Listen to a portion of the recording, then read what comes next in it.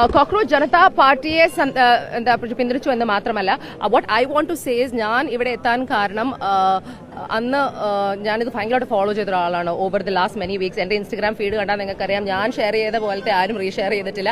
അത് കണ്ടിട്ട് ആൾക്കാർ എന്നെ വിളിച്ചു ചോദിച്ചു എനിക്കുള്ള അസുഖം വന്ന് എന്റെ അക്കൗണ്ട് ഹാക്ക് ആയോ എന്ന്. അത്രയധികം ഞാൻ റീപോസ്റ്റും റീഷെയറും ചെയ്തൊരു സംഭവമാണ് ഈ ഒരു ടോപ്പിക്. ബിക്കോസ് അതെന്നെ എവിടെയോ ഒന്ന് അൺകംഫർട്ടബിൾ ആക്കി. നമ്മളൊരു സിറ്റിസൺ ഓഫ് ദ കൺട്രി ആകുമ്പോൾ ചില കാര്യങ്ങൾ, ഇപ്പം ഞാൻ വളരെയധികം പട്ടികൾക്ക് വേണ്ടി സംസാരിക്കുന്ന ഒരാളാണ്, ഞാൻ വളരെയധികം LGBTQ വേണ്ടി സംസാരിക്കുന്ന ഒരാളാണ്. പക്ഷെ ഇതും എന്നെ അതുപോലെ തന്നെ ഒന്ന് അൺകംഫർട്ടബിൾ ആക്കി. പക്ഷേ സോനം വാങ്ചുക് ജീനെ സത്യാഗ്രഹിക്കുന്നത് അദ്ദേഹത്തിന് ഒരു 20ഓ 21ാമത്തെ ദിവസം സ്റ്റേജിൽ നിന്നും അവരെടുത്തുകൊണ്ട് പോയ രീതി അത് അക്സെപ്റ്റബിൾ അല്ല. ഇന്ത്യ എന്ന രാജ്യത്ത് ആ ഒരു അപ്രോച്ച്, ആ ഒരു ആറ്റിറ്റ്യൂഡ് നമ്മൾ സഹിക്കേണ്ട ഒരു ആവശ്യമില്ല. ഇത് ഗവൺമെന്റ് ആരായാലും, whoever might be in power, I don't think we should be able to take that.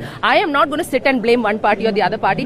I am going to blame you if you are doing something wrong. And അത് വളരെ വളരെ അനാവശ്യമായ ഒരു കാര്യമായിരുന്നു. അത് ചെയ്ത രീതി, അതും യൂണിഫോം ഇടാത്ത കുറെ ആൾക്കാർ വെള്ള തുണിയുടെ പുറകിൽ അദ്ദേഹത്തിന്റെ ഒരു ഡെഡ് ബോഡി എടുക്കുന്ന പോലെ ഒരു വെള്ള ഷീറ്റിൽ ഏതോ കുത്തിത്തിരിച്ചു കൊണ്ടുപോകുന്ന ആ വിഷ്വൽ എന്റെ മനസ്സിന് പോകുന്നില്ല.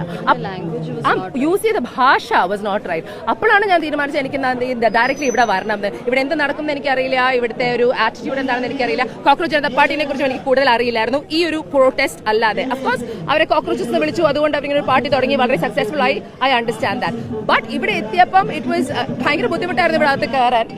ഇവിടെ അകത്ത് കയറാൻ ബുദ്ധിമുട്ടായപ്പം एक सेकंड मैं पहले बोलूं, हाँ, क्योंकि ये हमारी रीजनल लैंग्वेज में है इसीलिए. हाँ, ओके, उसके बाद आप बताइए.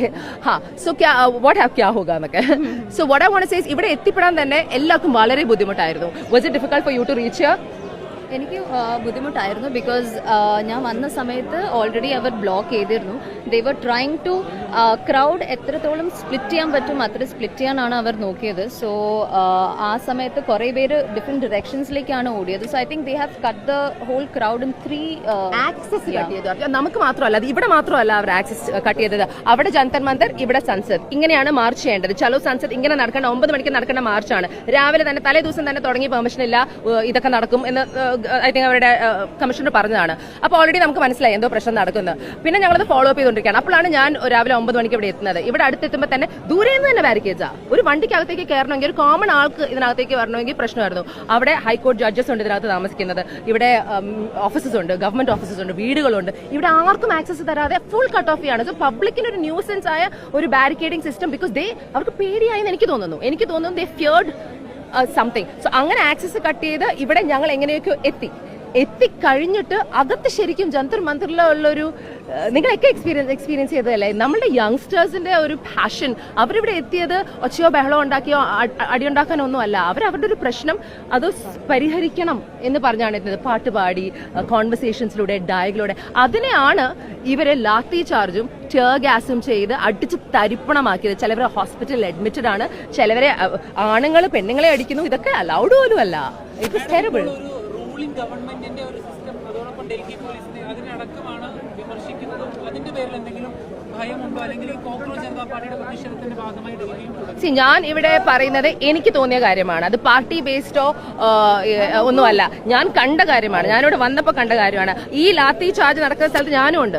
ഈ അടി എനിക്കും കൊള്ളായിരുന്നു. ഞാൻ തെറ്റിയൊരു സ്ഥലത്ത്, ഞാൻ ഇതിനകത്ത് പെട്ടുപോയി. അവരവിടെയും ഇവിടെയും കോഡൗൺ ചെയ്തു, ഞങ്ങൾ എല്ലാവരും ഇതിനകത്ത് പെട്ടുപോയി. വെള്ളമില്ല, ഭക്ഷണമില്ല, ഒന്നുമില്ലാതെ. അതുകൊണ്ട് എന്താ, പതുക്കെ ഇതിനകത്ത് സ്റ്റക്കായ ആൾക്കാരൊക്കെ പുറത്തേക്ക് നടന്നുകൊണ്ടിരിക്കുകയാണ്. പുറത്തായിരുന്നെങ്കിൽ സംസദിലേക്ക് കുറച്ച് ആൾക്കാർ നടക്കാൻ നോക്കി, കുറച്ച് പ്രഷർ ഇടാൻ നോക്കിയപ്പോൾ അവരെയൊക്കെ എന്തൊക്കെയാ ചെയ്തത് നിങ്ങൾക്ക് അറിയാം. നിങ്ങൾ വീഡിയോ കണ്ടുകൊണ്ടിരിക്കുകയാണ് അല്ലേ? What did you think? പിന്നെ അത് മാത്രമല്ല, ഇപ്പം ഇൻജേർഡ് ആയ കുട്ടികളാണെങ്കിലും അവിടെ സീജർ വന്നിട്ട് വീണ ഒരു കുട്ടി ഉണ്ടായിരുന്നു. അവർക്ക് കുറച്ച് വെള്ളം പോലും കൊടുക്കാൻ ഒരു കെയറും ഒരു സിമ്പത്തി ഇല്ലാത്ത ഒരു ഓഫീസേഴ്സ് ആയിരുന്നു എല്ലാവരും. They didn't care, they didn't even, അവിടെ ഉള്ള എല്ലാവരും പറയുന്നുണ്ടായിരുന്നു please call the ambulance, but they did not. ഇത് Delhi police I feel slightly better. മറ്റേ rapid action force was harsher. Because അവരാണ് കുറച്ചുകൂടെ അഗ്രസീവ് ആയെന്ന് തോന്നുന്നു. ബിക്കോസ് എന്റെ എക്സ്പീരിയൻസ് എനിക്കറിയില്ല, അഫ്കോഴ്സ് അവരുടെ ഒരു ജോലിയാണ്, അതൊക്കെ നമുക്ക് മനസ്സിലാക്കാം. പക്ഷെ ഇത് പീസ്ഫുൾ ആയ ഒരു പ്രൊട്ടസ്റ്റ് ആയിരുന്നു. അതിനെ അവരാണ് വന്ന് വയലന്റ് ആക്കിയത്. രാത്രി കല്ലും നിറച്ചുള്ള ഒരു ലോറി അവർ തന്നെ ഈ ഒരു അൺവാണ്ടഡ് എലിമെന്റ്സിനെ പ്ലാന്റ് ചെയ്ത് എറിയിപ്പിക്കുന്നു. എന്നിട്ട് ഇവര് വയലന്റ് ആയി എന്ന് പറഞ്ഞ് തിരിച്ചിവരെ അടിക്കുന്നു. ഇതെന്താണ് വെള്ളരിക്കാൻ പൊട്ടണോ? So sad. ആൻഡ് അത് പറയുമ്പോൾ കാണുമ്പോഴും ഇവര് വെസ്റ്റും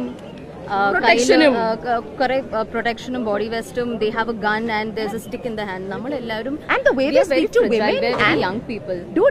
ഞാൻ ഇവരാരും തിരിച്ചടിക്കുന്നില്ല, മനസ്സിലായില്ല. ഇവർ അടിച്ചോ എന്ന് പറഞ്ഞ് നിന്ന് കൊടുക്കുകയാണ്. ബിക്കോസ് അതാണ് ഇവരുടെ ഈ പാർട്ടിയുടെ ഒരു തീരുമാനമാണ്. നമ്മൾ തിരിച്ചൊന്നും പറയില്ല. അവർ നമ്മളെ അടിച്ചാൽ നമ്മൾ ചിരിക്കും, നമ്മൾ ചിരിച്ച് താങ്ക് യു എന്ന് പറയുന്ന രീതിയിലാണ്. പക്ഷെ അവരടിക്കുന്ന അടിയാ lathi, you have to see that. അതൊക്കെ ഒടിയുന്നവരെയൊക്കെ അടിക്കുക. So sad. ഇവർക്കൊക്കെ ഒരു ഹൃദയമില്ലേ? ഇവരുടെ വീട്ടിൽ മക്കളില്ലേ? എനിക്ക് പറ്റുന്ന രീതിയിൽ എനിക്ക് പണിയുണ്ട്, ജീവിക്കണ്ടേ. ഞാൻ തിരിച്ചു വീട്ടിലേക്കൊക്കെ പോകും. നിങ്ങൾക്കൊക്കെ ചോദിക്കുന്ന പോലെ എനിക്കും ഉണ്ട്. അതൊക്കെ നമുക്കൊക്കെ ഉണ്ട്.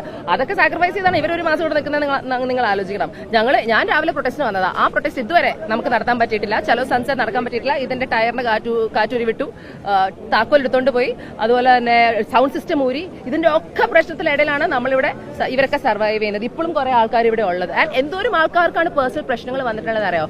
എനിക്ക് എന്റെ രീതിയിൽ I will continue talking about. ഈ പ്രശ്നം മാത്രമല്ല, ഞാൻ തെറി പണ്ടേ കേട്ട് ശീലിച്ച ഒരാളാണ്. ഞാൻ എടുക്കുന്ന എല്ലാ ടോപ്പിക്കും തെറി വേദിയാണ്. So I will continue to do this without a doubt. I have no problem about it at all. പക്ഷേ this is something that India needs to wake up to. ഇതിൽ മെയിൻ സ്ട്രീം മീഡിയ മലയാളത്തിൽ ഒരുപക്ഷെ report ചെയ്യുമായിരിക്കും. ബാക്കി ഇന്ത്യയിൽ എത്ര mainstream media അത് report ചെയ്യുന്നുണ്ടോ ഒരു ചോദ്യം എനിക്ക് ചോദിക്കാനുണ്ട്. സോഷ്യൽ മീഡിയയിൽ ഇവർ അത്രയും നന്നായി അത് കാണിക്കുന്നതുകൊണ്ടാണ് ഇതിന്റെ സത്യാവസ്ഥ ആൾക്കാർ മനസ്സിലാക്കുന്നത്. ചെയ്യുന്നില്ല. ഇന്റർനാഷണൽ ഇപ്പം ന്യൂസ് ചാനൽസ് ഈ ഹോൾ കവർ ചെയ്യുന്നുണ്ട് ഇപ്പോൾ. ആൻഡ് ഇവിടെയുള്ള കുറച്ച് ലോക്കൽ ആൾക്കാരോട് താങ്ക്സ് പറയണം. ഈ ഒരു ക്രൗഡിന്റെ അടുത്ത് വെള്ളമാണെങ്കിൽ പറ്റുന്ന സമയത്ത് എങ്ങനെയെങ്കിലും അവർ കൊണ്ടുവരാറുണ്ട്. അത് അവർ സ്റ്റാൻഡിൽ നിന്ന് റിസ്ക് എടുത്തിട്ടാണ് അത് വരുന്നത്. അവർക്ക് ചിലപ്പോൾ അടിയുള്ളൂ, അവരെ ചിലപ്പോൾ ഗ്യാസ് ചെയ്യും, വളരെ റൂഡായിട്ട് സംസാരിക്കും. So you should understand that this is now A community of youngsters who want change, who want accountability, who want answers. ഇവർ ചോദിക്കുന്ന ഒറ്റ കാര്യമുള്ളൂ, ഒരു ഡയലോഗ്. ഒന്ന് മുന്നിൽ വന്ന് ഇവരുടെ കൂടെ ഒന്ന് സംസാരിക്കൂ. ആദ്യം വളരെ ഓക്കെ ആയിട്ടുള്ള ഡിമാൻഡ്സ് ആണ്. വങ്ചുക് ജീനെ ഫ്രീ ചെയ്യണം, അദ്ദേഹത്തിന്റെ കൂടെ സംസാരിക്കണം for the betterment of the cause. അതുപോലെ തന്നെ എഡ്യൂക്കേഷൻ മിനിസ്റ്റർ റിസൈൻ ചെയ്യണം. 1 കോടി രൂപ ഈ മരിച്ചുപോയ കുടുംബങ്ങൾക്ക് കൊടുക്കണം. ഇതൊക്കെ it's doable, right? It's very very doable. നിങ്ങളുടെ ഈഗോ ആണോ ആരഗൻസ് ആണോ മുന്നിൽ, അതോ ഈ രാജ്യത്തിന്റെ നന്മയാണോ എന്ന് നമ്മൾ ആലോചിക്കേണ്ടിയിരിക്കുന്നു. ആൻഡ് മറ്റൊരു ഡിസപ്പോയിന്റ്മെന്റ് കൂടെ പറഞ്ഞോട്ടെ, ഭരിക്കുന്ന ആൾക്കാരെ മാത്രമല്ല ഭരിക്കാത്ത ആൾക്കാരെയും ഓപ്പോസിഷൻ പാർട്ടിയും പ്രതികരിക്കേണ്ട രീതിയിൽ പ്രതികരിച്ചിട്ടില്ല എന്ന് ഞാൻ പറയും. ബിക്കോസ് ഇത് നമ്മൾ പൊളിറ്റിക്സ് സംസാരിക്കാൻ വേണമെങ്കിൽ പൊളിറ്റിക്കലി ഇതൊരു ഓപ്പർച്യൂണിറ്റിയാണ്. ആ ഓപ്പർച്യൂണിറ്റി അവർ യൂസ് ചെയ്തില്ല എന്നേ ഞാൻ പറയൂ. അത് എന്തുകൊണ്ട് യൂസ് ചെയ്തില്ല എന്ന് എനിക്ക് മനസ്സിലാവുന്നില്ല. Because it was A golden opportunity. എന്തൊക്കെ പറഞ്ഞാലും സെൻട്രൽ തീർച്ചയായിട്ടും അല്ല, തീർച്ചയായിട്ടും അല്ല. ഇതുമായിട്ട് എനിക്കൊരു ബന്ധവും തോന്നുന്നില്ല. ഞാനിവിടെ വന്നിരിക്കുന്നത് ഈ സ്റ്റുഡൻസിനെ റെപ്രസെന്റ് ചെയ്തിട്ടാണ്, ഈ യങ്സ്റ്റേഴ്സിനെ റെപ്രസെന്റ് ചെയ്തിട്ടാണ്. ഞാനിവിടെ ഡോക്ടറോ എഞ്ചിനീയറോ ആവാൻ പഠിക്കാത്ത ഒരാളാണ്. ആ കാര്യങ്ങളൊന്നും ചെയ്തിട്ടില്ല. ഞാൻ ഇങ്ങനെ ഇത്രയും ബുദ്ധിമുട്ടി ജോലി ചെയ്തിട്ടില്ല. എനിക്ക് ഫിനാൻഷ്യലി ഇങ്ങനത്തെ പ്രശ്നങ്ങളില്ല. ഇവരുടെ കുടുംബത്തിൽ നിന്നും ഇത്രയും ബുദ്ധിമുട്ടുകൾ അനുഭവിക്കേണ്ടി വന്നിട്ടില്ല. വളരെയധികം പ്രിവിലേജിൽ വളർന്നൊരു കുട്ടിയാണ് ഞാൻ. തന്നെ വളരെ ചെറിയ പ്രായത്തിൽ കാശുണ്ടാക്കി എന്റെ ജീവിതം നോക്കിയ ഒരാളാണ്, മനസ്സിലായില്ലേ? എന്റെ തന്നെ എഡ്യൂക്കേഷൻ ഞാൻ തന്നെയാണ് ചെയ്തത്. അതുകൊണ്ട് എനിക്ക് ബുദ്ധിമുട്ടെന്നാന്ന് മനസ്സിലാവും ഒരു സാധനം കിട്ടിയില്ലെങ്കിൽ. അപ്പൊ ഞാൻ ഇവിടെ റെപ്രസെന്റ് ചെയ്യുന്നതോ എതിരെ പറയുന്നതോ ഭരിക്കുന്ന പാർട്ടിയോ അല്ല, അവരുടെ നിലപാടിനെയാണ്. അതാരായാലും ആ നിലപാട് എനിക്ക് ഇഷ്ടപ്പെട്ടിട്ടില്ല. അത് പറയുന്നത് എന്തിനാ ഭയപ്പെടേണ്ടത്? നിലപാട് പറയാൻ ആരും ഭയപ്പെടരുത്. ആ ഭയമാണ് ഈ സമൂഹത്തിൽ